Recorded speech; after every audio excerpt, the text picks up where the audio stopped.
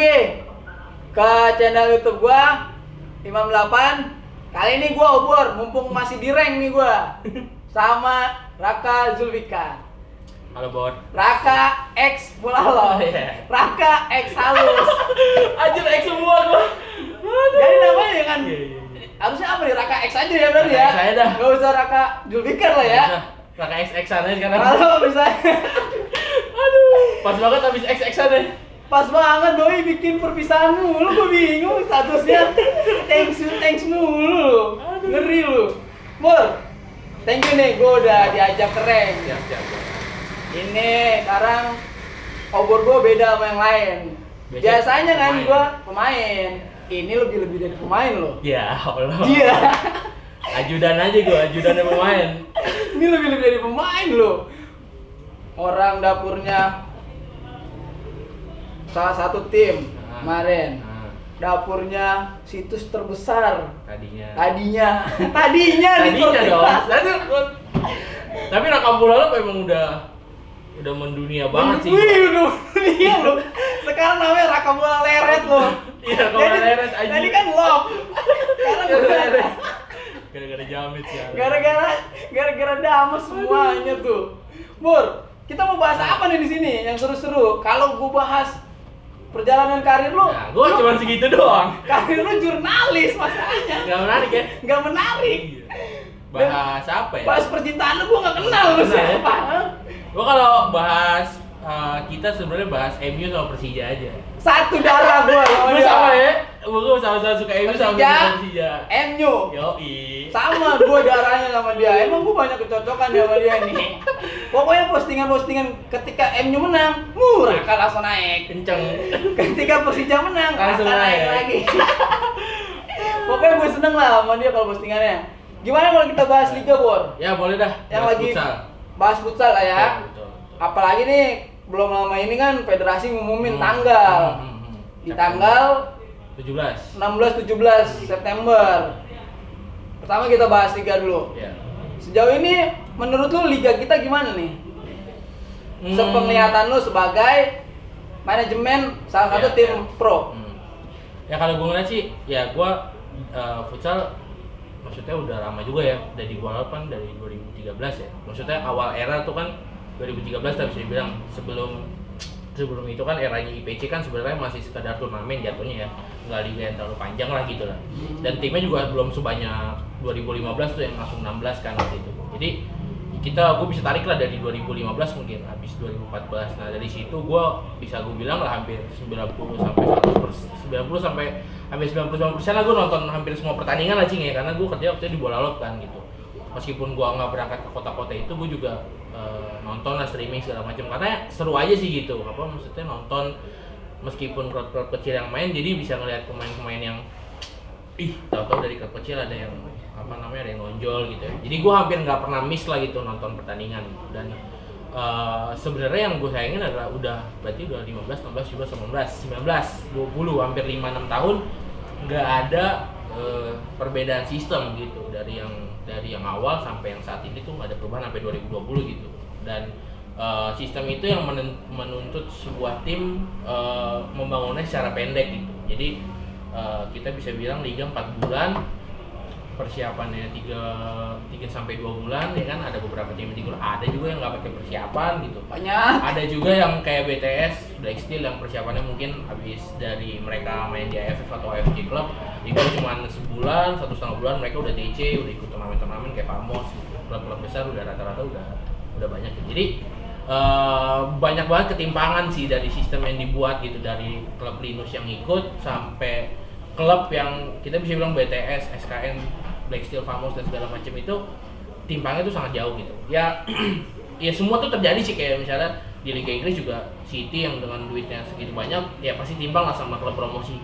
Tapi mereka punya sistem yang kuat gitu. Maksudnya enggak dalam waktu habis lolos Linus cuma 3 minggu mereka harus dihadapkan dengan klub-klub besar yang sekarang bawa pemainnya kualitas dunia kan gitu. Jadi banyak banget sistem yang menurut gua di liga ini emang masih belum sempurna sih Cing gitu. Jadi emang masih belum sempurna gitu. Cuman jelas ada perbaikan lah dari sistem-sistem yang sebelumnya, cuman karena menurut gue udah 3-4 tahun harusnya dievaluasi sih, maksudnya harus ada perubahan lah dari sistem liganya gitu yang menuntut 4 bulan pertandingan dan cuman main berarti 14 kali.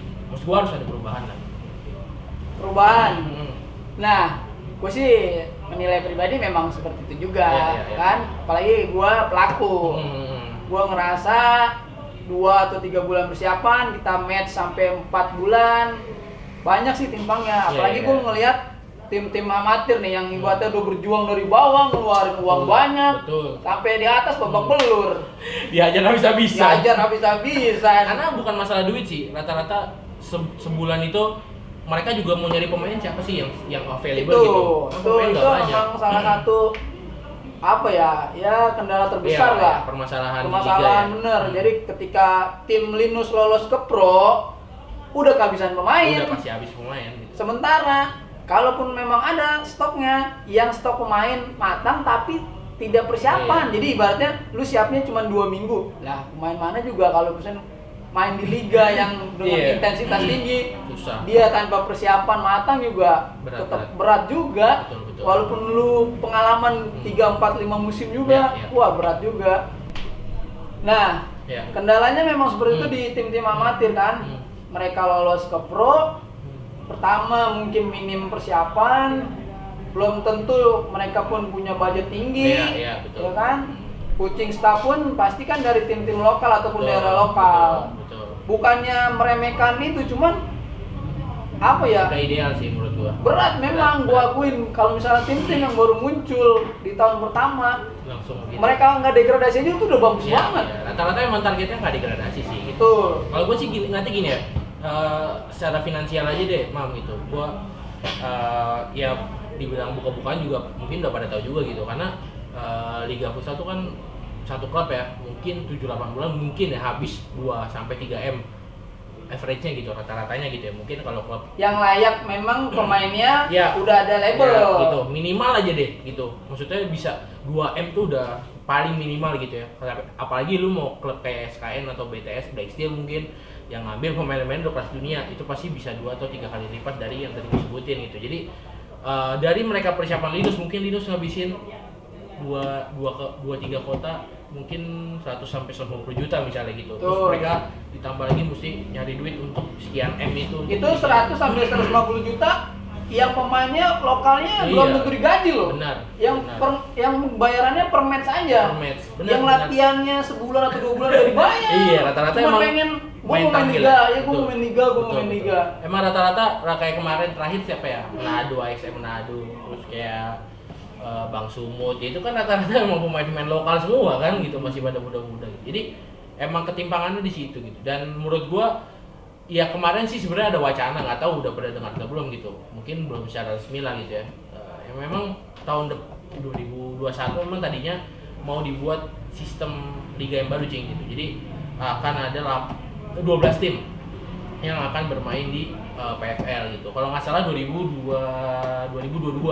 Jadi satu musim dari sekarang nih. Jadi 2021 itu pembersihan kalau nggak salah, nggak ada Linus gitu. Jadi habis itu ada degradasi, 2022 udah mulai 12 tim dengan sistem home away. Mungkin lebih panjang dan itu mungkin lebih ideal gitu. Jadi misalnya 22 minggu atau 6 bulan sampai kayak Thailand 8 bulan. Mungkin kita bisa panjang dikit ke 6 bulan.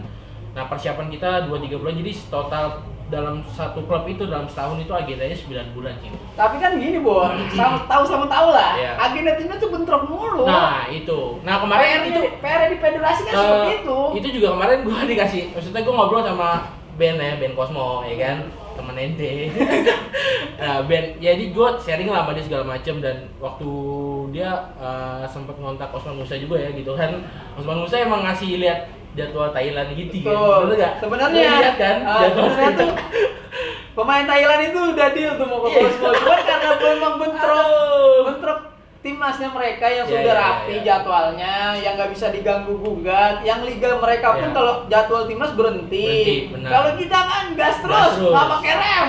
Makanya setahun lalu gua sempet ngupload konsep jadwal gitu kan, gua bilang ya emang pasti kita bentrok gitu secara kasus terakhir aja deh, kasus terakhir Black Steel, Anca sama Bagir masih harus main di Black Steel sementara dibutuhkan di timnas gitu. Terus ada beberapa pemain yang kita tahu lah dari dulu tarik-tarikan antara timnas dan klub gitu. Dan itu sangat jauh berbeda dengan Thailand. Gue ngeliat jadwalnya waktu itu benar-benar mereka tuh udah per minggu gitu, per minggu ini kosong buat timnas, per minggu ini main game week 1, game week 2. Maksud gua itu yang menurut gua itu yang dibutuhkan untuk itu udah fondasi dasar untuk membuat liga yang bagus gitu loh. Pertama itu kalau jadwal jelas pun coaching staff pun nggak bakal ribet. Benar. Bikin set Benar. untuk latihan. Benar. Sponsorship pun yang aman. Sponsorship. Itu semuanya nyambung. Setuju gua. Bener. Kalau misalnya lu main 2-3 bulan atau 4 bulan maksimal, sponsor juga ngeliatnya, ya, ini jelas sih. Apalagi sekarang permasalahannya kadang live, kadang streaming. Benar. Iya kan? Benar. Nah, bisa dibilang banyak PR liga kita lah. Iya, tapi kalau gue ngeliat sih gini ya, kalau masalah ya sponsor terus apa tadi pelatih gitu, sebenarnya paling gampangnya gini sih.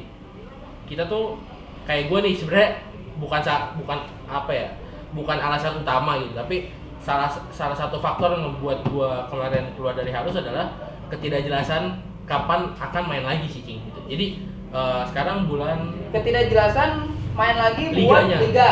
Sekarang Juli nih. Berarti bukan Harusnya dong yang nggak jelas, berarti jadwalnya. Iya jadwalnya. Wah lu benar juga meluruskan. Iya kan? netizen nanti. Iya.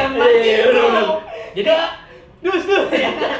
Jadi Juli itu sekarang Juli gitu. Juli. Kalau gua anggap September atau Oktober ngabisin Liga Final Four ya kan.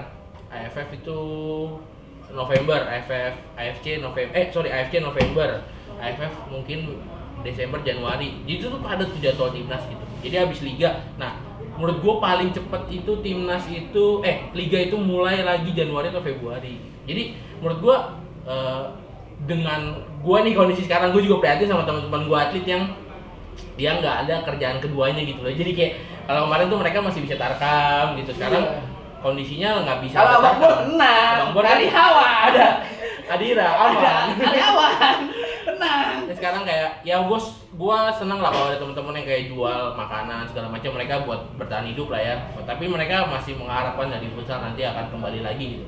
Tapi menurut gue jangka waktu itu sangat lama gitu, dari Juli ke mungkin Februari itu menurut gue ya jadi faktor gue kayak ya udah deh gue mesti keluar dulu dari Halus lah gitu, karena gue mau maksudnya gue ngelihat gue mesti apa ya lebih produktif lagi lah gitu. Karena sebenarnya kalau secara klub sih ada gitu, maksudnya Halus akan tetap ada gitu, cuman kan kalau nggak ada 8 bulan nggak ada pertandingan guanya ya gitu kan gitu. Jadi kalau Halus kan sekarang kondisinya kan pemain yang emang full kontrak kan masih Bayu Saptaji doang kan gitu.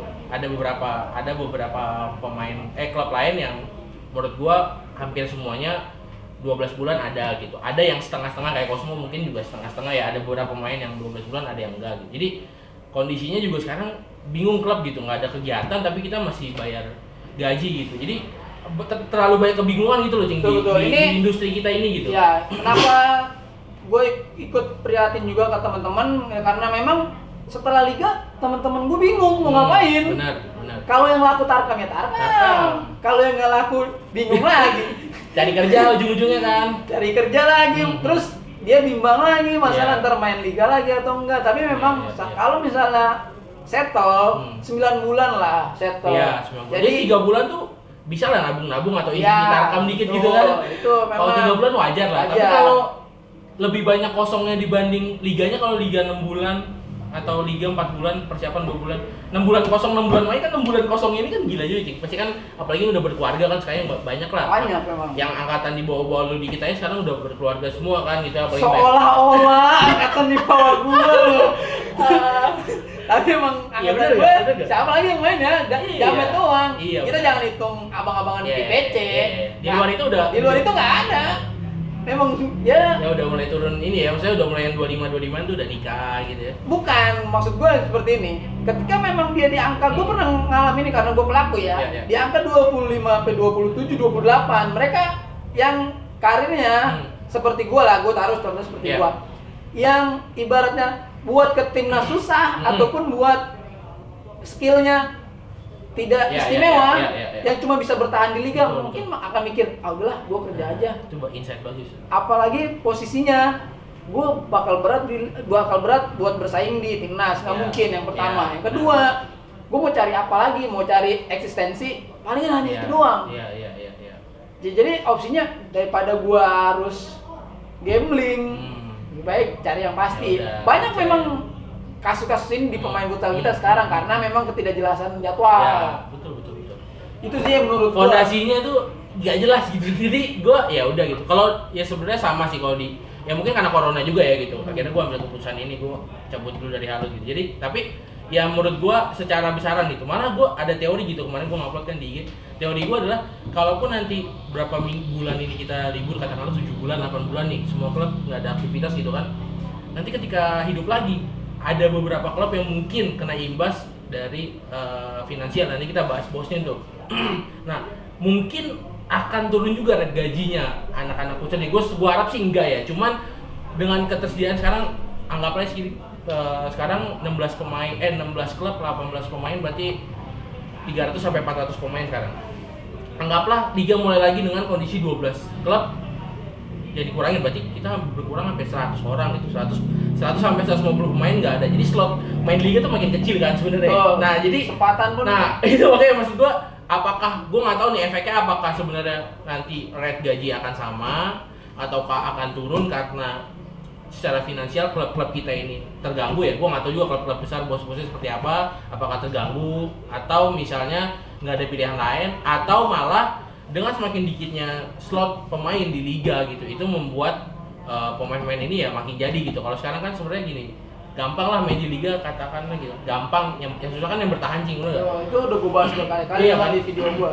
Jadi makanya gue bilang ketika lo Linus lo mencuat tinggi, lu pun ya ibaratnya nyala tuh di Linus, lu bakal main liga. Cuman lu nggak tahu tahun depan lu bakal meredup ataupun tenggelam. Bisa jadi bisa jadi lu apa ya, kesayangan pelatih. Kalau pelatih lu kagak dibawa juga sama klub juga, lu gimana tuh? Kan kondisinya gitu sih sekarang. Karena semakin dikit slot pemain itu akan membuat semakin sulit lah untuk lu main di liga gitu nantinya ya gitu. Nah, sebelum jauh kita bahas ke liga musim depan nih, ini kan masih ada pembahasan liga mau tetap dilanjut. Menurut lu gimana nih? Idealnya sebenarnya, kalau menurut lu pribadi, gua sebenarnya ideal gue ya, gua agak bingung juga kalau yang degradasi sih. Cuman kalau menurut gua dengan kondisi sekarang sebenarnya gua cuma pengen pertandingan BTS atau BTS melawan SKN. Berarti kondisinya kalau BTS menang, BTS yang lolos, kalau SKN yang menang, Cosmo yang lolos gitu kan. Nah, jadi menurut gua pertandingan yang penting cuma itu gitu. Tapi lu setuju misalnya dilanjutkan di tetap 2 kota atau di tetap 1 kota? Kalau menurut gua 1 kota. 1 kota? Iya, misalnya kita Jogja nih. Jadi grup B tuh selama 2 minggu main di situ. Jadi ngabisin grup B, final 4 minggu depannya gitu. Oke. Kendala nih. Sekarang kan ngomongin kendala, masalah perizinan, terus protokol kesehatan kan agak ribet. Sekarang memungkinkan nggak? Setiap tim yang berangkat, kita harus rapid dulu kan otomatis kan. Betul. Bagus kalau rapid. Kalau misalnya swab test kan lebih mahal lagi. Yang tidak berpeluang ataupun tidak degradasi, menurut lu dia bakal ikut atau enggak? Soalnya permasalahan gini nih, ada case-nya beberapa tim atau 1-2 tim yang mau ikut tapi dibayarin. Bukan dibayarin. Jadi kepala daerahnya melarang kalau misalnya dia terbang ke ibu kota dari. Nah, itu yang berat. Nah, kan protokolnya gila juga sih. Nah, itu kan yang pertama. Yang kedua, rapid test harus 4 kali 5 kali coy. Iya, dari lu nyampe pertama main. Belum dong, kita bahasnya dari pertama kali kita mulai latihan kita harus rapid dulu. Iya, latihan. Benar. Rapid 30 orang lah. Iya. Kali 300.000 lah. Berapa kali latihan tuh? Nah, kalau misalnya latihannya lu di karantina atau mes, kalau misalnya pemainnya pulang-pulang lagi, sama aja benar. Sama aja bohongan, kita OTG lagi, orang tanpa gejala lagi. Iya. Yang kedua, kita ngomongin mau berangkat, rapid lagi. Iya benar. Sampai kota tujuan, rapid lagi. Mau main, rapid lagi. Udah beres main, rapid lagi. Selesai main. Lu kalau lolos Final Four otomatis lo repeat lagi dong. Karena kan dua tim yang udah nunggu di Final Four udah ibaratnya juga siap. Pamos sama Black Shield kan ibaratnya tinggal datang doang kan. Betul. Ya repeat juga, cuman biayanya mungkin nggak sebesar grup B lah gitu. Nah sekarang permasalahannya tim yang nggak lolos Final Four dan tim yang nggak degradasi mau nggak keluar uang seperti itu? Benar. Itu gede banget sih. Parah lu. Sebenarnya kalau kita ngambil cashnya bola di Eropa, kalau bola di Eropa pulang sih, cuman mereka kan duitnya nggak berseri ya, jadi rapid test kayak nggak berharga lagi bagi mereka lah, murah lah gitu. Cuman ada juga case-nya yang kayak NBA kan. Kalau NBA kan basket tuh dia di Orlando itu dia ditempatin di suatu Disneyland. Jadi Disneyland tuh hotelnya ada 3. Nah, semua wahananya itu diganti semua jadi lapangan basket. Jadi ada tempat latihan segala macam. Nah, itu kan ada 2 case yang berbeda nih sebenarnya. Kita bisa contoh sebenarnya NBA tapi nggak sampai satu kota gitu sih. Cuman maksud gua paling nggak at least kayak yang gue bilang tadi, kenapa gue bilang possible-nya adalah memainkan laga SKN dan BTS doang, karena jauh lebih mudah untuk ngurusin 2 tim yang datang dan fokus untuk selanjutnya dibanding kita memainkan 8 tim yang belum main. Grup B 8 tim kali berapa? 240 orang, belum IO, belum MNC, belum dan segala macam lah gitu. Jadi banyak banget yang mesti diurusin kalau grup B. Parah. Gue udah dalam wacana gue, gila ini kalau diterusin. Cuman kalau nggak diterusin sayang juga kan? Iya. Kita bahas BTS. Kan BTS sempat kasih vote kalau liga di stop aja. Iya. Dan juga memang kemarin gue sempat dengar dia ada pertanyaan kalau misalnya wabah ini terus sampai Oktober atau November, liganya diterusin atau enggak. Dia melempar pertanyaan itu ke federasi. Cuman memang federasi kan belum ada jawaban. Betul. Kalau ini menurut gue pribadi ya, kenapa federasi kasih jadwal di September? Menurut gue pribadi nih, mungkin banyak salahnya. Karena federasi menunggu biar semuanya normal, jadi tidak ada rapid test lagi menurut gue. Jadi pertama dia mengurangi cost tim, yang kedua oke lah udah normal semuanya. Tapi kan belum bisa diprediksi juga. Itu kayak nungguin. Ya maksudnya nggak mungkin sih kita nungguin. Ini bener loh, maksud gua nih. Iya. Di September itu belum tentu jalan. Belum. Itu kan baru rencana. Karena melihat semuanya, kalau gue sih feeling itu nggak jalan di September. Bisa jadi karena IO juga mesti perizinan pertama, kedua ya itu sih faktor tadi federasi mungkin memaksakan beberapa hal ya. Maksudnya bukan memaksakan sih, kayak dia pengen memastikan apakah corona selesai misalnya, atau federasi apakah ingin memaksakan menunggu industri lain kayak industri musik, industri lain yang butuh kerumunan ya. Maksudnya kan kayak pelan-pelan nih dari pasar, mall mungkin lama-lama jadi industri musik ya, karena industri musik ada penontonnya gitu, mungkin dengan jaga jarak atau dengan protokol tertentu gitu. Nah maksud gua apakah mungkin ya federasi menunggu ini atau menunggu Liga 1 dulu? Tuh, itu paling kemungkinan terbesar kayaknya Liga 1 jalan. Nah karena Liga 1 pun ada wacana, atau bukan wacana sih, kayak ada gosip mereka juga menunggu perizinan kerumunan, tapi mungkin misalnya stadion 20.000, tiketnya dijual 5.000 atau 10.000. Itu tiket 5.000 10.000 menurut gue buat klub tuh kayak napas juga sih gitu. Nah makanya kita aja nih yang duitnya cuman berapa ratus juta, 1M 2M gitu ya untuk ngeluarin pertandingan gitu. Itu pusing gimana yang kayak Liga 1 yang duitnya tuh udah belasan M, puluhan M gitu. Makanya menurut gua bisa jadi federasi nunggu kakaknya lah, ibaratnya kakaknya gue jalan dulu deh, nanti kita lihat protokolnya seperti apa dan segala macam. Sebenarnya sih ini tuh simple kalau grup B udah selesai, itu aja sih sebenarnya. Kalau grup B udah selesai kita bikin final four, kita ngumpulin 30 kali 4 tim, 120 orang lah untuk satu event, terus di karantina segala macam, itu gampang menurut gua. Yang susah adalah grup B JT, masih ada nyangkut degradasinya. Coba grup B degradasi juga udah beres, udah kayak grup A tuh terakhir kan degradasi udah ketahuan, itu juga lebih gampang sebenarnya.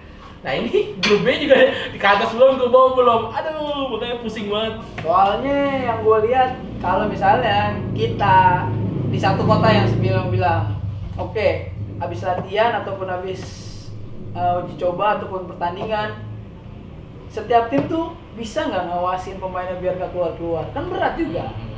Kita nggak tahu, ya kan? Jadi emang harus karantina itu berat, bro. Berat banget. Apalagi kalau misalnya kita ada opsi, oke lah 2 minggu kita ke Jogja. Mas kita buat karantina dulu, ya kan? Iya. Tapi emang ya tapi gini sih, emang berat, cuman emang mau adaptasi kalau industrinya mau jalan. Kalau anggap aja deh, kita tahan lagi 6 bulan atau yang gue bilang 8 bulan kita sama sekali nggak ada pertandingan. industrinya yang mati menurut gua. Industri itu nyebar nih, kayak apa aja sih industri yang direct sama pertandingan, bisa jadi pemain juga cabut, pelatih udah pada teriak-teriak kayak sekarang pelatih semua teriak, pemain teriak semua. Anggap aja mereka mungkin berapa bulan lagi masih bisa hidup, tapi banyak juga yang abang, yang adik-adik yang pada WA abang. Iya kan? Abang ini gimana bang? Belum lagi sponsor, belum lagi brand banyak, brand sepatu, brand minuman yang misalnya disponsori, dan banyak lah media bola lop juga nggak ada yang diposting misalnya. Iya, bola lop apa juga yang diposting, bingung deh. Jadi ya emang banyak lah. Tapi bola lop pernah posting orang bersin loh. Siapa sih? Gua nggak tahu. Gua nggak bahas mantan sih. Waduh. Jangan, gua takut salah ngomong.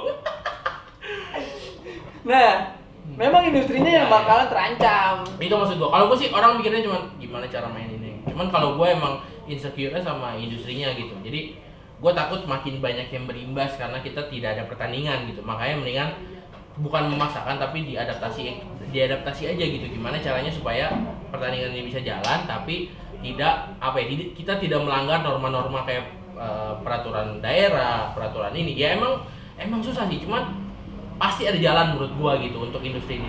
Dan menurut gua nih pasti lebih dulu timnas latihan dibanding klub latihan. Timnas tuh feeling gua 1 bulan 2 bulan ke depan Kensuke akan balik dan akan dibikin protokolnya untuk mereka karantina, rapid test dan segala macam untuk TC buat AFC di November. Itu udah pasti gitu.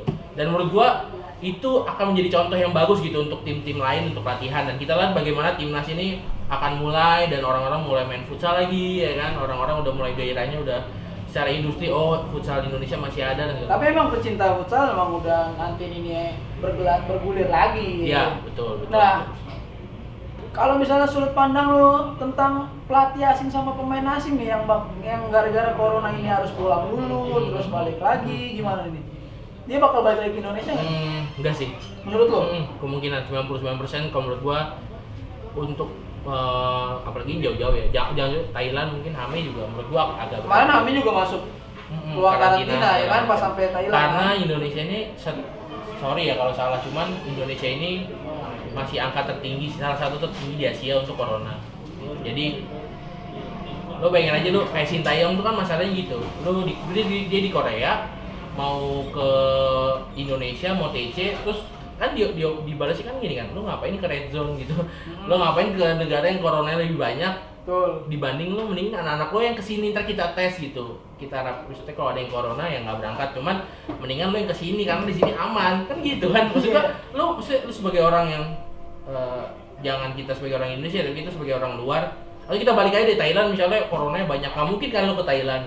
Secara logika tuh agak berat mereka untuk kesini. Cuman kalau memang secara protokol nanti bagus atau dia menjalankan protokolnya, atau dari negaranya juga udah ada protokol-protokol tertentu untuk orang warganya lah gitu untuk datang ke Indonesia, mungkin bisa gitu. Cuman ya gue nggak, dengan kondisi gini gue mengharapkan pemain asing bakal datang juga sih, maksudnya lebih baik nggak usah sih. Dan menurut gue tanpa pemain asing Final Four bakalan seru juga sih, nggak ngaruh. Iya, mereka kan memang udah 4 tim besar ya. Iya. Kualitas juga yang lolos ini. Emang ditunggu. Apa ada juara baru? Apa tetap di situ aja pialanya? Nah, bahas gaji lah. Kasihan nih teman-teman kita nih lagi gini nih. Pusing ya? Lu juga? Ya gue enggak. Oh, alhamdulillah. Iya dong.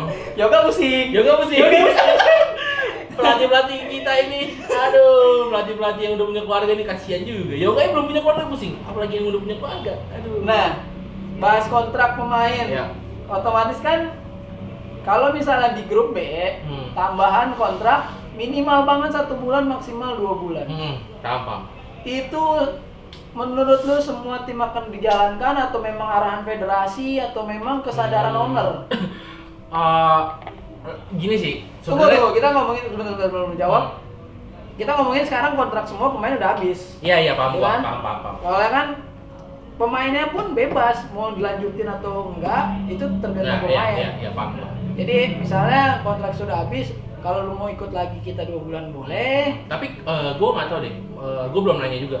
Kalau dia pindah klub bisa gak pas buat Final Four? Nggak bisa. Itu pun kita nggak tahu.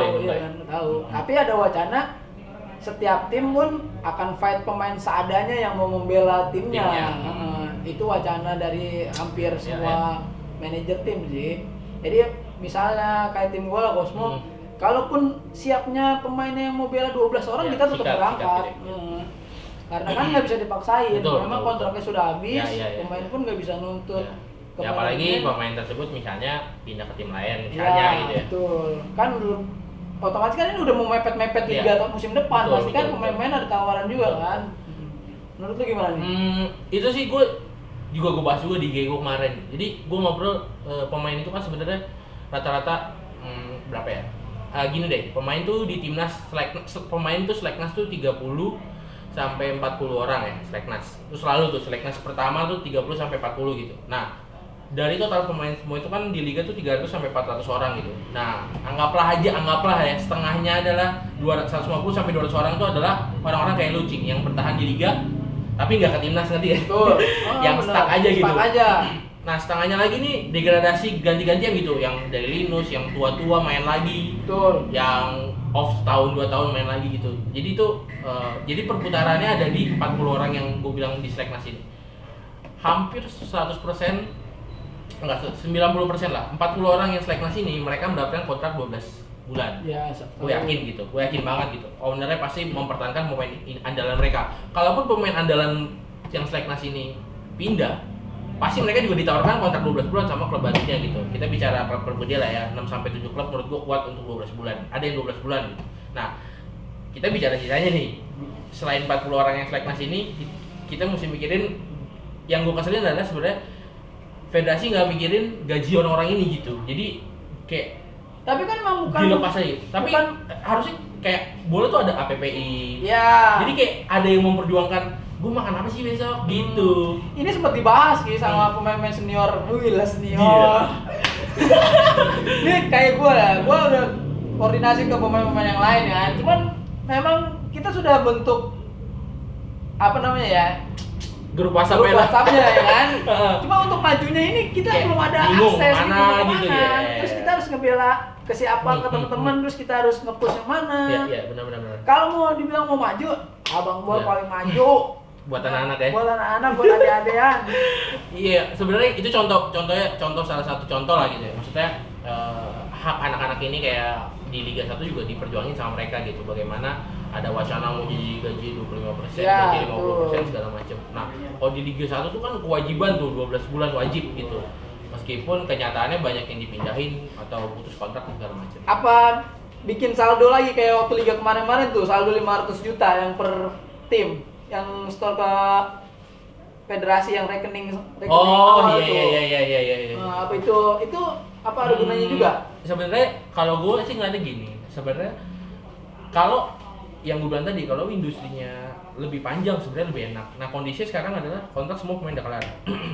Banyak pemain yang kondisinya sekarang mau yang tadi kayak mungkin ya bulan Maret tuh udah ngomong sama klub-klub, bos gue masuk sini ya, oh siap. Atau yang bos tahun depan dilanjutin nggak? Ya lu masuk ke program tahun depan misalnya. Atau ada yang pindah gitu, kapan bang gue dikontrak nih sama klub baru gue? Oh yaudah lu kontrak bulan Juli ya.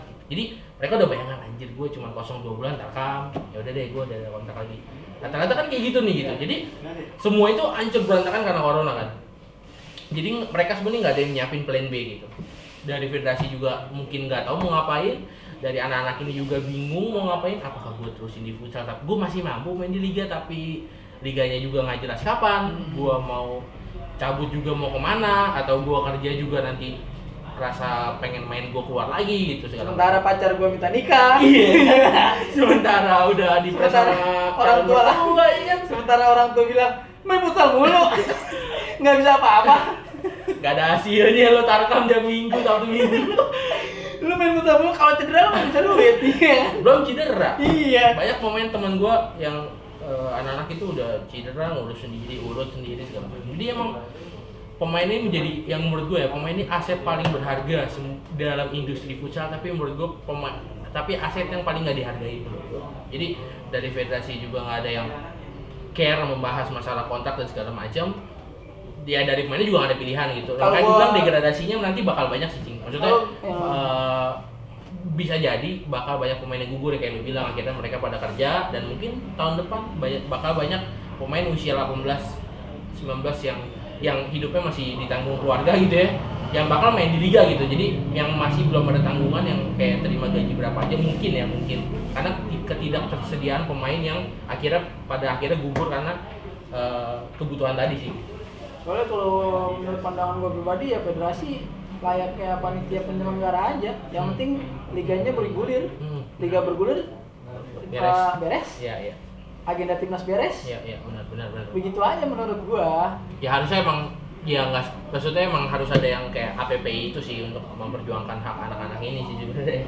Kayak ya misalnya APPI ini berhak untuk kayak gua mau liga 9 bulan, kalau nggak ada liga 9 bulan gua nggak mau main. Gitu loh, kayak ada ya 300 poin ini akhirnya menjadi satu suara yang anjing keras juga suaranya gitu, Bos. Jadi maksud gua ya gue sih sebenarnya mati. Lang tadi nyampe mana tuh tadi? Nggak tahu. Yang dari ratusan orang. Oh iya. Udah. Nah maksudnya gue ngejagain orang-orang ini sih, maksudnya harus care sama mereka gitu, untuk jangan lupa kalau mereka ini aset paling berharga di industri futsal ini gitu. Jadi kayak yang ini pelajaran besar lah buat industri kita nih, cobaan lah gitu untuk industri futsal gitu. Cuman makanya jangan sampai nanti ketika ada perubahan sistem, ada perubahan sponsor misalnya, ada perubahan federasi, ya gua harap apapun itu akan menjadi maksudnya ke arah yang lebih baik lagi. Tapi pokoknya poin nomor 1 lah, pemain adalah aset, menurut gua pemain adalah aset paling berharga di industri futsal gitu. Jadi mesti dihargai. Masa-masa pandemi ini jadi stimulus buat owner tim kan ya, layaknya begini. Maksud gua nih, lu kita ngomongin yang timnas lah ya, yang sekarang lagi aktif. Mereka kan kontrak kan 12 bulan. Dengan range gaji otomatis lebih tinggi. Ketika pun mereka ada pandemi gini, aman. Nah, kalau misalnya pemain-pemain yang B aja ataupun standar aja yang memang bagus di levelnya tapi tidak istimewa, bakal ngerespon nih owner, wah ini gimana nih ya pemain gua, apa emang udah di-cut aja ataupun bakal di range. Takutnya ada kejadian seperti ini nih, dibikin kontrak 12 bulan semuanya. Gara-gara otomatis kan pemain dan owner kan sekarang banyak yang deket dong. Iya, benar. Jadi pun sedikit banyak owner dengar keluhan ataupun permasalahan dapurnya pemain, hampir banyak yang tahu. Jadi ketika bos ataupun gimana gue seperti ini, gue maunya begini. Nah ini bakal ngerespon owner buat lebih saklek atau lebih baik nih?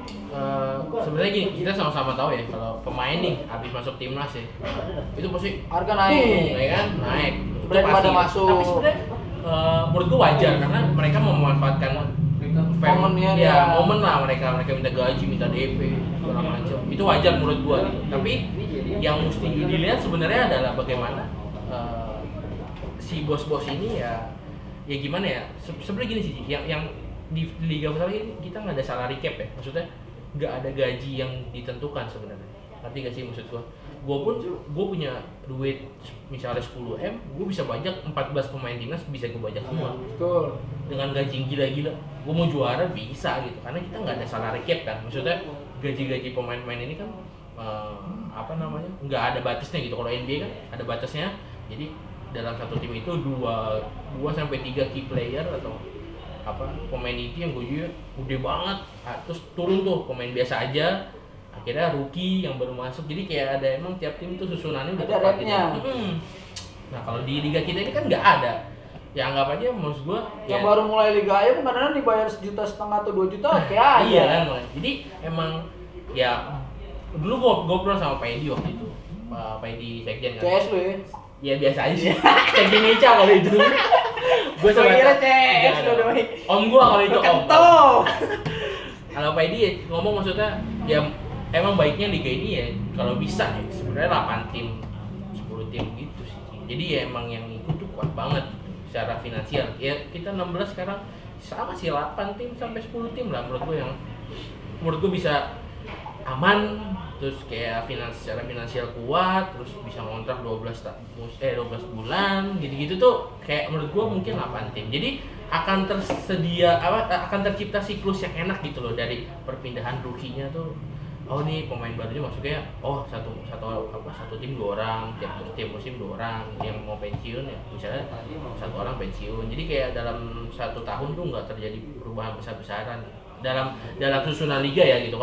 Kalau kita kan ngeliat sekarang tim Linus 4 itu aja udah masuk pemain 18 tahun, 20 tahun tuh hampir 50 orang langsung masuk liga. Dek gitu loh. Iya, memang sih gua terbingung Jadi juga. akhirnya kan yang senior kan gerak juga gitu loh. Asli, gua kan harus bingung gua. Gila nih pemain muda-muda banget SMA ataupun udah Iya kan, gampang banget kan. Gampang banget dulu zamannya gua. Sebenarnya buset, bukan gua. salah mereka juga, Benar. ini salah sistem gitu loh. Nah. Kayak ya gue juga masuk Linus terus klubnya juga nggak kuat bayar pemain senior atau klubnya juga nggak bisa nyari pemain. Ya, akhirnya kan mereka terjerumus juga gitu. Tapi kan itu ada yang mematikannya juga. Dalam arti kata misalnya U18 atau U19 nyala ataupun baik di Linus, masuk di liga tahun dulu hilang, nggak bisa tarkam. Bisa tarkam. Nggak bisa apa-apa. Emang ada banyak banget pemain menurut gue ya 2-3 musim ini yang gue lihat namanya tapi di pertandingan nggak ada. Banyak banget sih. Jadi kayak lu masuk liga cuma nama lu doang gitu kan, sayang juga gitu maksudnya. Ya maksudnya inilah yang gue bilang tadi gitu. Pemain-pemain ini ya mesti lebih, maksudnya gimana ya, lebih pinter juga salah, tapi menurut gue mulai dari sekarang udah mulai cari plan B aja sih untuk lu. Oke, kalau gue mau di futsal ya lu mesti benerin diri lu dengan benar gitu secara permainan. Jadi lu Ini pernah gue bahas nih. worth it lah gitu. Kalau lu mau jadi pemain futsal, lu opsinya berhasil atau berhasil banget. Ya, Itu pernah, ini ada di video gue sebelum-sebelumnya. Karena kalau misalnya lu setengah-setengah, ya capek, Capek ya kan? doang. Capek doang. Karena lu bakal bertahan 1 atau 2 musim doang. Iya, Habis iya. itu butiran debu deh lu. butiran debu. karena gini deh, anggap aja lu misalnya, gue contoh dia aja deh, kalau contoh yang lain takutnya salah kan. Contohnya dia, sebenarnya gini, contohnya gampang. Misalnya Imam mungkin yang bilang tadi ya nggak untuk angkor, misalnya angkatan siapa, angkatan 2016 mungkin dulu udah ada Andriana di timnas segala macam, dia naik lagi ada masanya ada, jadi nggak ada chance Imam untuk masuk ke timnas gitu, karena pada saat jadi selalu ada regenerasi angkor yang bagus gitu. Akhirnya masuk ke Suni, Marvin, akhirnya sekarang udah ada Ais, udah ada Rio gitu. Jadi udah lewat gitu. Dan waktu gue zamannya gue junior masih ada Henkur, masih ada Caca, masih ada orang gila yang lainnya. Ya jadi tapi apa poin plusnya dari Imam, akhirnya ya dia punya satu yang nggak bisa dibeli adalah loyalitas sama Cosmo, benar gak gue bilang? Salah satu memang itu benar. Ya, dan dia punya leadership, dia punya brand lah gitu. Maksudnya secara Imam 8 orang tahu lah orang Depok gitu loh. Maksud gua udah tahu lah lu seniornya Depok gitu. Jadi lu ini juga akhirnya nge-rembek ke brand pemain ya. Jadi lu sebagai pemain juga jangan polos sih gitu. Maksudnya gua main futsal udah gitu. Tapi lu lihat juga pemain-pemain sekarang yang emang gue bagus tapi gue juga mesti punya jati diri gitu. Gue siapa gitu loh. Gue seneng dengan pemain-pemain sekarang yang baru setahun atau 2 tahun memberanikan diri untuk mempromosikan ataupun bang, range gue segini bang. Iya. Itu ada positifnya memang. Benar. Ketika lu oke, wah berarti ini bocah sudah mulai tahu nih ini industri profesional. Iya. Gue pun banyak kan yang gue ajak, ayo lu mau gabung nggak gini-gini bang, bisa nggak kalau gini? Wah ini berarti bocah memang sudah mengerti liga kita yang bisa dibilang belum settle banget untuk penghasilan. Nah kalau ngomongin kayak kepengurusan lah ya, lo kan 1 tahun kemarin kan, 1 musim lah, jangan ngomong 1 tahun, 1 musim kemarin kan di salah satu tim besar juga di Jakarta. Enak nggak? Enaknya apa? Dalam arti kata, lu melepas kerjaan lu Iya. yang lama, akhirnya lu benar-benar full di dunia Kalau- yang lu cintain. Iya. Ya sebenarnya pertama ya gue pindah dari bola bukan karena bola enak gitu, cuman emang gue nyari tantangan sih di industri ini kan banyak nih, ada brand, ada klub, ada pemain, ada media gitu ya. Nah, gue pengen coba klub sih. Dan kenapa gue pilih Halus? Maksudnya karena Halus saat itu juga ya maksudnya ya kita kan sama-sama anak Jakarta, terus gue juga dekat banget sama rumah gue gitu, jadi isinya anak-anak Betawi gitu, jadi kayak passion aja gitu sih, kayak sehati aja gitu. Jadi akhirnya ya oke lah gitu, gue masuk. Terus ada BBS juga kan yang yakinin gue saat itu kan, ya udah temenin dia lah di situ gitu. Nah, berarti kan lu kalau kita ngomongin lu dari zaman bola, lu hampir tahu dong dapur-dapur hampir semua tim dong. Tahu. Dari tahun ke tahun kan otomatis kan pengeluaran tim kan beda-beda. Apalagi sekarang makin gila-gilaan pemain asingnya nih. Makin kesini makin gila, makin naik. Nah, sepengetahuan lu nih, minimal banget untuk pengeluaran salah satu tim untuk bergulir tuh. Jadi gak sampai yang paling maksimal yang pernah lu denger ada berapa kisarannya? Minimal ya. Kalau Linus gitu ya yang rate gajinya tuh Linus ngomong ini Linus sudah lolos pro ya, ya. Linus lulus pro ya. Linus lolos pro itu mungkin ya rate kan UMR ya. Mungkin di bawah 2M bisa sih, Cing. Jadi Nggak ketinggian itu? enggak. Emang segitu? Karena gajinya malah satu hampir nggak nyampe 1,5 sih, karena mereka mahal di transportasi doang sih. Kalau Linus karena gaji mereka kecil-kecil sih sebenarnya. Cuman kalau udah rate setengah tuh bisa 2,5, 2 sampai 2,5 lah gitu. Cuman kalau yang ada asingnya ya mungkin kena hampir 3, mungkin ada yang 4 juga, 4M. Apalagi sama sepaket sama pelatihnya kan? Pakai sama pelatih. Yang aku bilang kemarin, federasi itu kan ngasih cuma 2,5%. 2,5% dari total pengeluaran. Lo bayangin. Jadi sisanya pakai duit bos itu. Ya, syukur-syukur ada yang sponsorin lah, kayak harus kemarin nggak ada yang nutupin berapa puluh persen. Sisanya pakai duit bos lagi. Karena industri juga belum oke lah gitu untuk kita mau duit tiket pertandingan nutupin gor doang. Bener nggak? Iya. Duit dari makan siang anak gua. Iya, dari federasi sekian. Bayar gor mahal. Duit tiket nutupin itu. Udah. Kagak ada untungnya. Jadi gua sempat pernah punya pemikiran kenapa nggak di 2 kota atau 3 kotanya ya? 3 itu. Klub-klub, setahu gua klub-klub kayak Black Steel, Kancil tuh juga nolak sih kalau itu. Karena mereka juga pengen jadi tuan rumah. Black Steel berapa kali di manajer meeting tuh keras juga kan. Maksudnya gua juga pengen jadi. Sebenarnya nggak ada. Kalau ke Papua iya, kan? Pak. Sebenarnya juga kita ngomong ke dia juga. Ya Black Steel juga punya hak dong. Iya betul, dia punya hak. Tapi dia juga, bisa kembaliin juga lah. Emang dari Papua kemarin nggak pernah. Maksud gua. Cuman juga kondisinya kita di Jakarta. Ya sama juga gue jadi tuan rumah gitu kan, makanya gue bilang ya nggak fair. Cuman ya akhirnya itu kan balik lagi ke federasi kan. Gue juga nggak tahu, mungkin gor ada yang belum layak atau apa, atau mungkin setelah gor PON Papua jalan ada gor, bukan nggak mungkin liga nanti ada di Papua. Amin. Jadi kali ya penonton sebenarnya nggak masalah di Papua, yang masalah subsidinya aja, bener nggak sih? Itu. Kalau subsidinya gede kan permasalahannya nggak ada sebenarnya, Cing. Itu Pak, nonton ya Pak. Sebenarnya kan logika aja, kalau emang pengen main di Papua nggak apa-apa, berangkat tuh pas aja 18 pemain, nggak usah 18, misalnya pemain bawa 16 atau misalnya nggak ada yang off 14 benar, staff di bawah secukupnya. Kayak Persija kan kalau Persero gitu kan juga nggak 30 gitu, enggak, pemain juga cadangan kadang 4 atau 5 gitu. Nggak masalah, cuman yang penting ya subsidinya kehitung aja dalam setahun. Cuman kan kita gue bilang tadi ya apa namanya 2,5% doang federasi menutupi pengeluaran sebuah tim dalam semusim gitu. Jadi saya duit bos gitu. Buat yang penasaran, isinya duit bos, semua duit bos. Bos Imam. Jadi kalau misalnya apa Bos Imam, tenang. Ya Cosmo juga tahun ini pengeluarannya lumayan besar Cosmo. Dari pertama kali juga, bukan pertama kali. Iya pertama secara sendiri pemain asing juga kan Cosmo baru sekarang kan. Dulu kan sama PLN kan. Dan gimana ya kalau misalnya ngomongin gaji range-nya yang tadi gue bilang UMR ataupun yang soalnya biarnya jauh banget nih Cing. Jauh banget. Parah. Timnas tuh sekarang gue buka mungkin 2 digit. 20 juta lah menurut gua timnas futsal sekarang. Yang udah langganan timnas dong. Iya, maksudnya akan menuju ke sana yakin gua. Kalau misalnya dia 2-3 tahun di 2 sampai 3 tahun di timnas gitu ya, berarti kan tuh jago banget tuh pemain. Itu menurut gua 15 sampai 20. Tapi gue sempat punya pemikiran ya, ini entah salah atau enggak. Kadang-kadang tim yang bayar gaji pemain timnas besar juga merusak range juga. Kasian nih. Ya itu kan gue bilang tadi nggak ada salary cap-nya kan. Ya ketika mereka tidak di tim itu, ini kejadian ini di gue sendiri, bukan. Jadi ada beberapa pemain dia tinggi di tim sebelumnya, ketika dia mental, damn, bang. Gaji gue segini bang kemarin. Iya. Wah, nggak bisa kalau gitu pas gue gituin, nggak bisa lo kalau di sini. Kalau misalnya range lu segitu, mendingan gue cari pemain lain.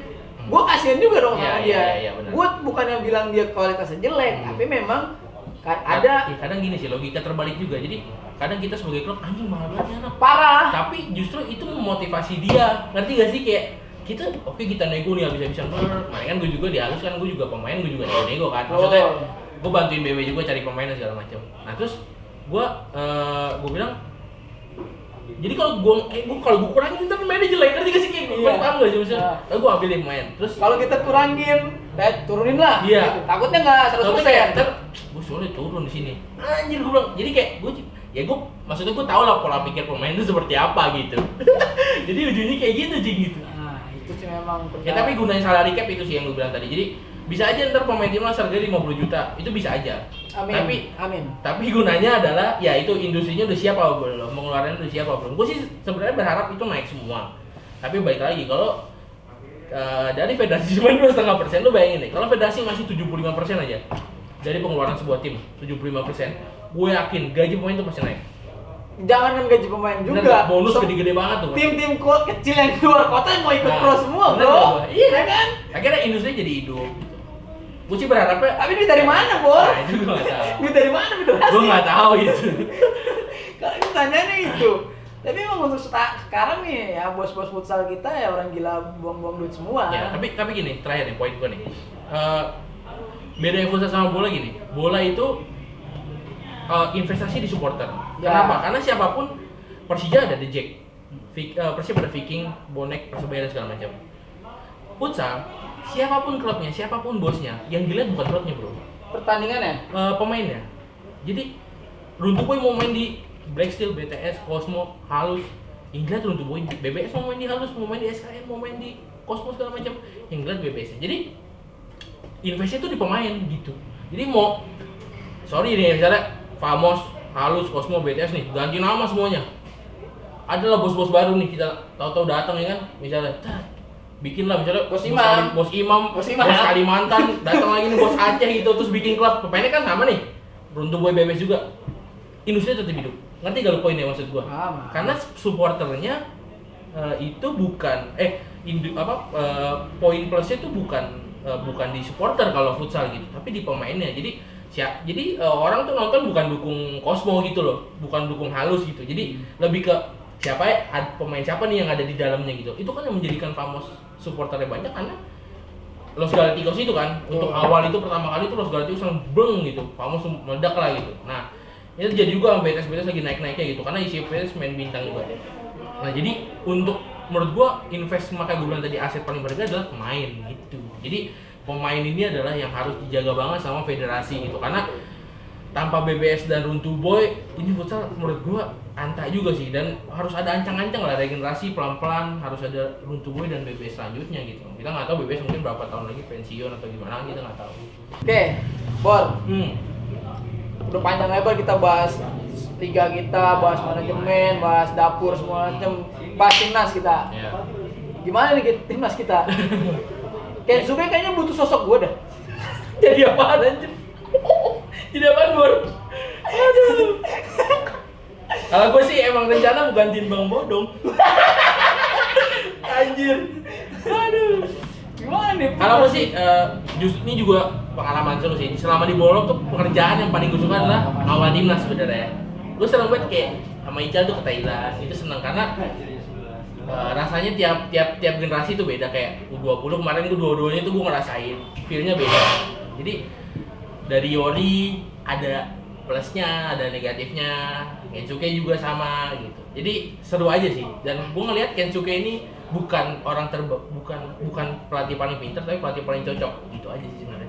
Kan dia orang aneh kan? Iya, karena aneh aja menurut gue. Ada orang Jepang kucuk-kucuk tiba-tiba pelatih timnas, terus kayak dari makannya nggak ribet, dari orangnya nggak ribet, kemana-mana sekarang nge-grab, nge-gojek sendiri. Jadi kayak dia di setengahnya itu udah orang Indonesia menurut gue sih. Jadi kayak dia udah tahu kulturnya gitu. Kensuke nggak ribet juga sih, makan kue apa aja, soto, aduh, mie ayam. Kalau di Jogja tuh makannya daging itu, bilang gila. Maksud gua ya secara personal udah cocok lah gitu. Jadi tinggal gimana Kensuke ini aja disupport, jangan sampai kayak Sintayong lah ribut-ribut juga kan. Oh jadi Sintayong ribut? Ribut. Ribut. Sudah berani ngomong. Nah, pemainnya gimana nih Bor? Masih pada ya dengan skuad yang sekarang menurut tuh gimana nih? Bisa sih. Kemarin gua ngobrol sama Bayu kan, gimana Bay? Timnas pede sih karena menurut gua logikanya kan kita lolos grup ketemu Iran sama Thailand. Ini ngomongin Piala Dunia ya, yang mau lolos Piala Dunia. Kita kalau lolos grup ketemu Iran sama Thailand. Berat dong. Ya, anggap aja pahitnya deh. Amit-amit ya Allah, kita menang. Kita kalah. Jadi di playoff lagi gitu. Jadi 4 tim yang kalah di perempat final tuh diadu untuk 1 slot gitu. Nah, menurut gua kondisinya itu sangat memungkinkan kita ke Piala Dunia lah dengan kondisi tim yang sekarang. Kalau angkornya udah Ais, Rio, Anca, Marvin misalnya. Pilihan lo itu ya, Ya, angkor udah. lo pilihan lo ya. Udah levelnya udah. Menurut gua mereka udah oke lah. Mau yang baru Mamen juga oke banget kalau masuk timnas dia bisa defense gitu. Tapi jangan sampai Kensuke maksudnya salah pilih pemain, dalam artian bukan salah pemainnya, tapi ketika dia udah di kompetisi pemain itu nggak cocok sama skemanya dia gitu. Dia kemarin di AFF Fandi kan sempet cadangan banget tuh. Nah menurut gua bukan salah Fandinya sih, Fandi di liga kemarin bagus banget. Cuman Parah. mungkin ada hal yang nyata Fandi pas udah dicoba di liga di kompetisi nggak cocok nih gitu. Jadi jangan sampai 14 pemain yang lu bawa ada nggak cocoknya gitu sih. Kayak bawa Saidan tuh kan perjudian kan sebenarnya. Saidan offense-nya gila banget. Tapi kita tahu lah defense-nya dia emang agak kurang gitu. Tapi bagaimana lu nggak apa-apa bawa Saidan tapi akhirnya lu bawa pivot yang bisa defense misalnya gitu. Jadi ya kalau gue sih dari pemilihan 20 pemain tuh kayak Evan, Mamen, yang terakhir seleknas di My Futsal lah itu, yang TC itu udah menurut gue udah siapapun yang lo pilih udah top lah itu gitu. Tinggal gimana cara di lapangannya aja sih. Udah oke banget Mas. Malah gue berharap sebenarnya pemain-pemain itu ya kalau bisa keluar negeri lah gitu untuk ngasah mental lagi kan sebenarnya. Tapi kan memang ada beberapa orang dapat tawaran dari klub luar kan. Tapi kan kendala kemarin kan nggak bisa terbang juga ya kan. Nah, kalau ngomongin anak-anak timnas nih, apa yang buat main di luar paling berpotensi tuh di liga mana menurut lo? Thailand sama Jepang. Jepang nggak ketinggian Bur? Enggak. Thailand sama Jepang kalau gue.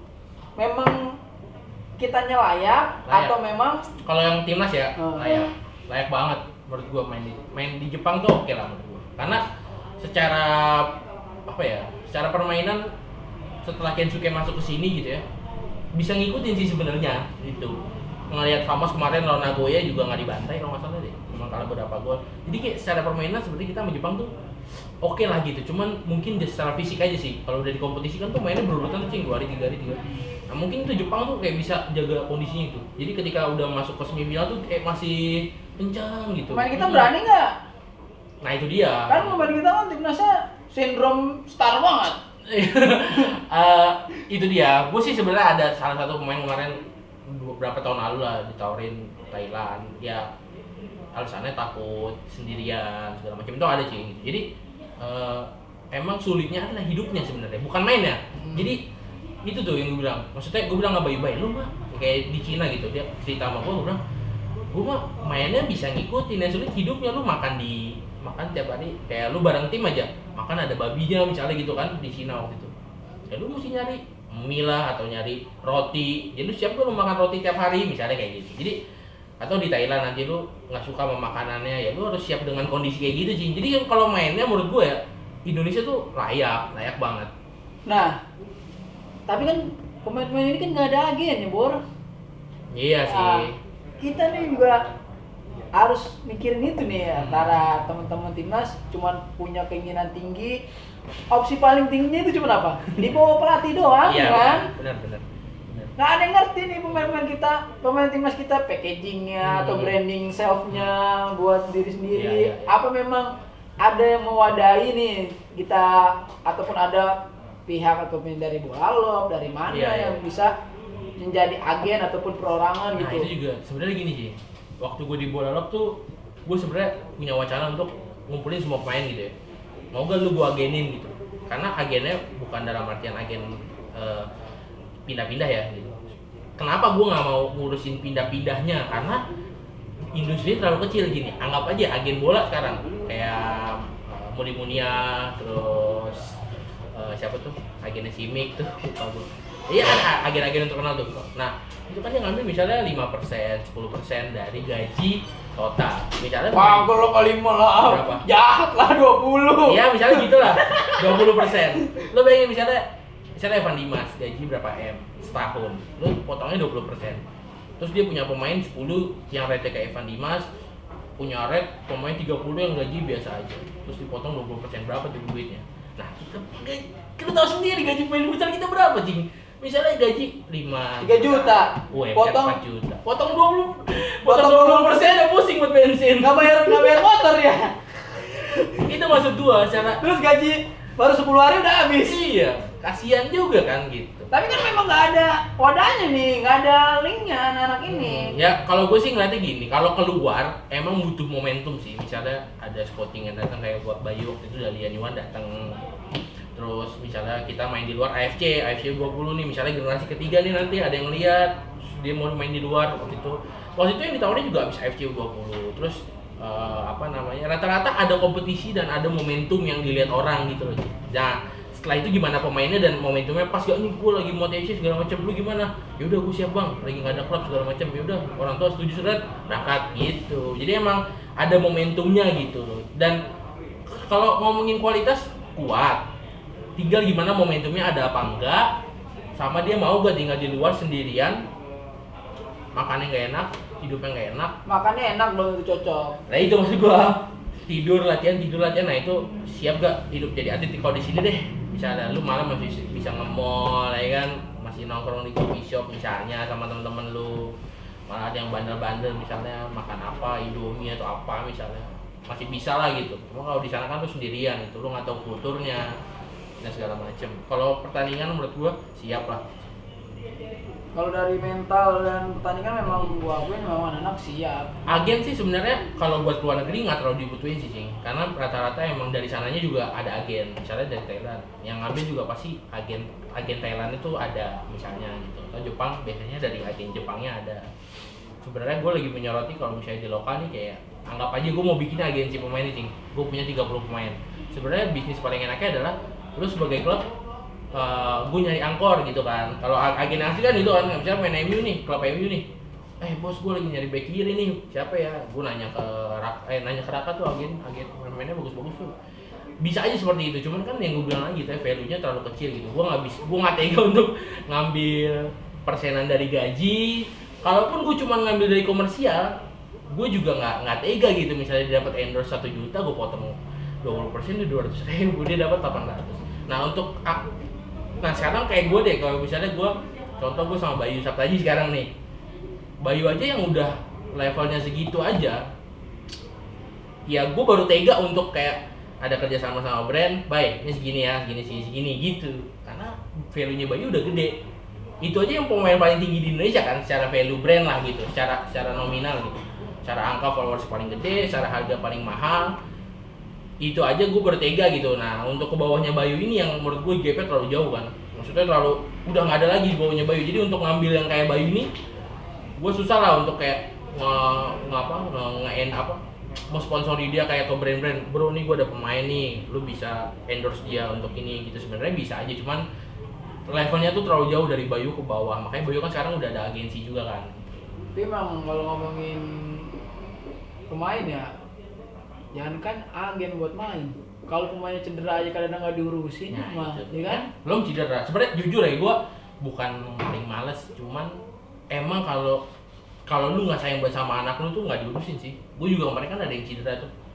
Ya kita mesti sayang banget sama teman kita ini gitu loh, yang dari manajemen gitu kan, kayak gue, lu cedera udah bener belum? Dari visio sini gue bilang kemarin ada cedera, nggak enak bang, nggak kooperatif. Ya udah, karena gue nggak ada visio kan, jadi gue pakai visio kayak Esa Unggul gitu kan. Terus gue coba kayak Esa Unggul, oh ini enak bang, ya udah akhirnya coba bayar di situ gitu. Jadi gimana pantauannya juga sama fisioterapinya juga gue pantau gitu, gimana segala macam. Kalau nih kalau yang malas sih pasti kayak nih 1 juta udah sembuh loh gitu kan. Gila juga kadang klub-klub sih, maksudnya kalau yang nggak mau ngurusin gitu ya banyak, apalagi yang nggak ngerti visio gitu kan, kasihan juga pemainnya gitu. Banyak memang pemain yang ibaratnya kalau udah cedera ya udah. Ada kasusnya kayak lu main di kampus cedera terus akhirnya balik ke klub. Ya itu kan kasus lain tuh, misalnya udah balik ke klub cedera. Ada juga yang misalnya tarkam terus balik ke klub cedera. Kita harus jaga banget sama pemain lu cedera. Tapi kalau memang pemainnya tarkam itu biasanya bakal kena penalti dari klub. Iya, Kecuali iya. memang konteksnya beda-beda dari Tarkam lah. Ada yang diurusin, ada yang Tapi enggak. kan ada yang akumulasi sih, misalnya Tuh. di Tarkam udah kena nih, di kita masih main-main, ternyata seminggunya kambuh. Tau-tau di kita Itu gitu kan. banyak juga yang penyakit-penyakit dari timnas ya. Timnas latihannya Iya, belum timnas. intensitas tinggi, tiba-tiba Ya kalau baru kan berapa kali? 2 kali. tinggal ampasnya doang di klub. Di klub juga lagi kena apes ya mungkin. Tapi kalau Cedera. kayak Bayu deh misalnya di Jogja cedera, dia nggak nyaman sama suasana penyembuhan dia di Jogja gitu. Bukan nggak bagus tapi nggak nyaman gitu. Akhirnya dia balik ke Esa Unggul untuk benerin kakinya gitu. Dia nyamannya cuma di Esa Unggul sama visionya dia kan. Jadi akhirnya udah dia pulang ke Jakarta gitu. Jadi kayak ya sebenarnya ya gimana ya, maksudnya untuk kayak penyembuhan ini malas nggak malas sih, cuman emang balik ke atletnya harus apa ya, harus profesional lah gitu. Apalagi lu masih levelnya timnas, wah jangan main-main sama kaki deh. Banyak kejadian lu mau main di timnas cedera gara-gara Tarkam tuh banyak. Parah, banyak banget. Nah, Pur, ini pertanyaan terakhir nih. Ya. Harapan lu nih buat teman-teman pemain, harapan lu buat teman-teman pelatih dan buat federasi. Kalau buat pemain sama Kedepannya pelatih, ya, harapan kedepannya. Kalau gue sih pemain sama pelatih mesti satu suara sih sekarang.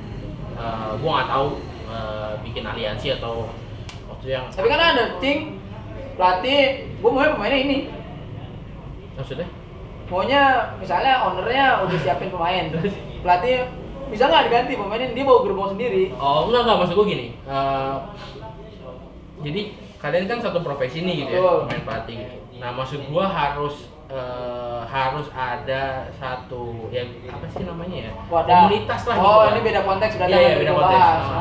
Komunitas lah gitu untuk menyuarakan opini kalian terhadap suatu masalah, terutama kayak gini gitu ya, APPI yang tadi.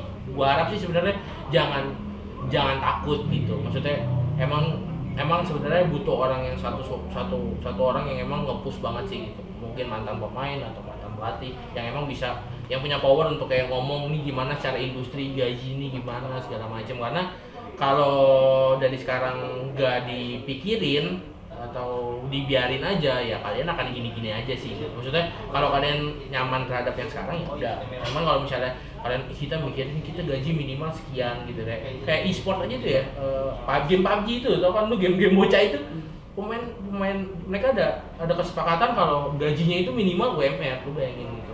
Ya Ganior juga ada tim e-sportnya.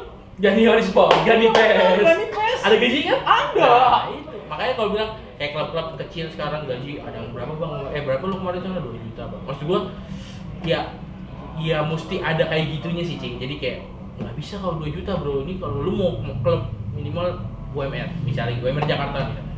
Jadi harus ada kayak gitunya gitu. Dan ya gue bilang tadi kalau buat federasi sih mulai mikirin ya pemainnya aset, jangan cuma jadi panitia aja sih kalau gua. Maksudnya kalau lu cuma jadi panitia liga terus udah kelar, udah bikin liga, bikin FFV 20, ngurusin timnas, udah nggak akan maju sih, kayak gini-gini aja sih kalau gua. Oh, dengerin Bor. Nah, dengerin panjang lebar kita kemana-mana kita bahas dari federasi, pemain, manajer, penonton, siapa aja kita bahas. Nah, lo kasih nasihat lah di masa new normal ini buat teman-teman yang mulai latihan lagi atau mau latihan lagi.